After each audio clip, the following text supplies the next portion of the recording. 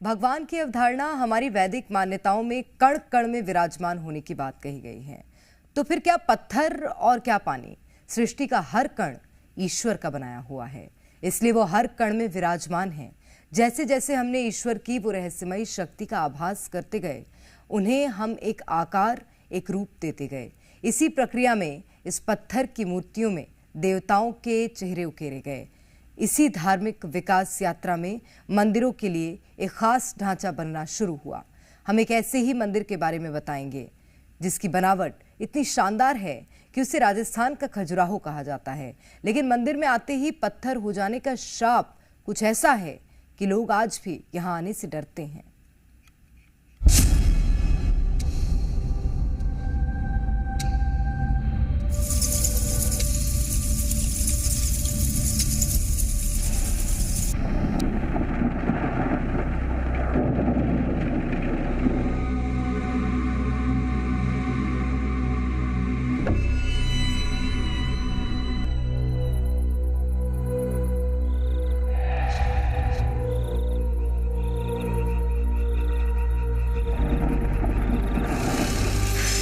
कौन दे गया इस मंदिर को ऐसा शाप जिससे मुक्ति के इंतजार में 8 सदियां बीत गईं।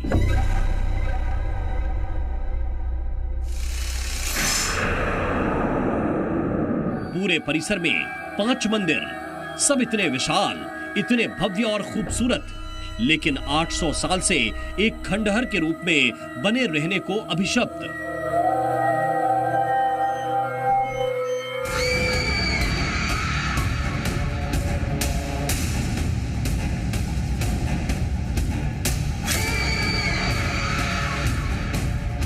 सावधान, अगर शाम ढले इन खंडहरों में कोई गया।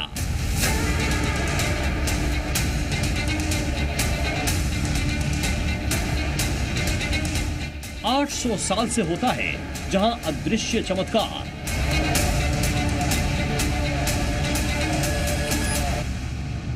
बीच रेगिस्तान में पत्थरों का कैसा रहस्य।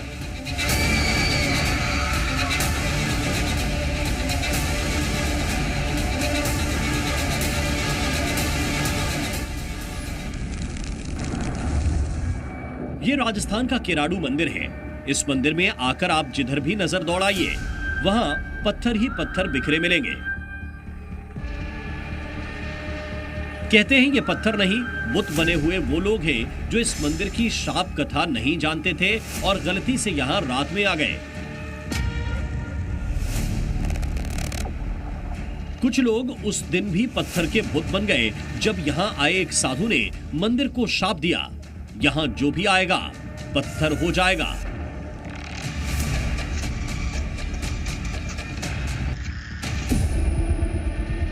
तो क्या किराडू में जो रुकेगा वो रात में पत्थर बन जाएगा?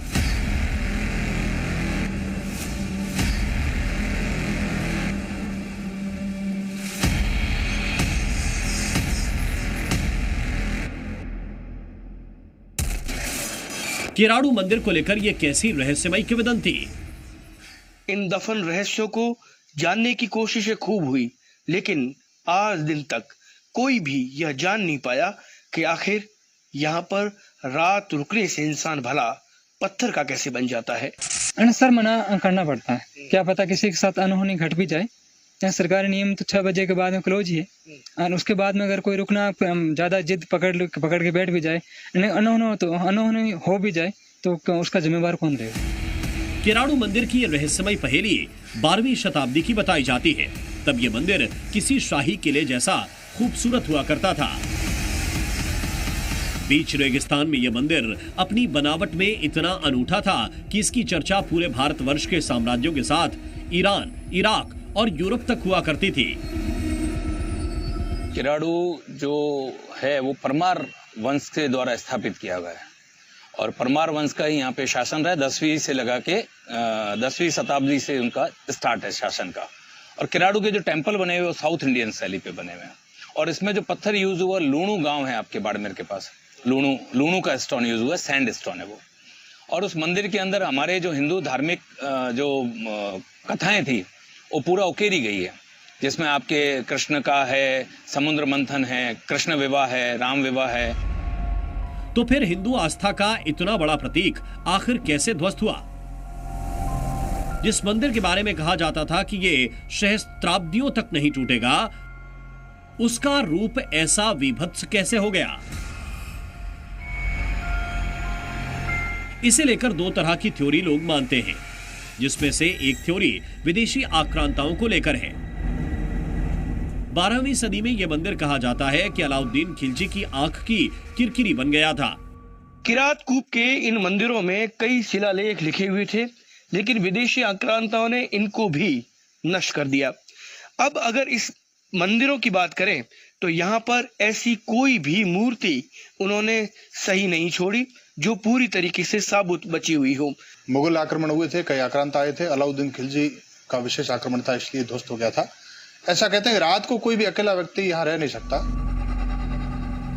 ऐतिहासिक दस्तावेज तो ये इशारा करते हैं कि किराड़ू मंदिर विदेशी आक्रांताओं के हाथों ध्वस्त हुआ, लेकिन एक सवाल ये उठता है कि इतनी बड़ी ऐतिहासिक विरासत का जीर्णोद्धार क्यों नहीं कराया गया? इसकी वजह कहीं वही किंवदंती तो नहीं कि ये पूरा इलाका एक साधु के शाप से ग्रसित है? 11वीं और 12वीं शताब्दी के किरात कूप यानी किराड़ू की इस सुंदर नगरी को तबाह किसने किया? विदेशी आक्रांताओं ने या फिर एक साधु के श्राप ने?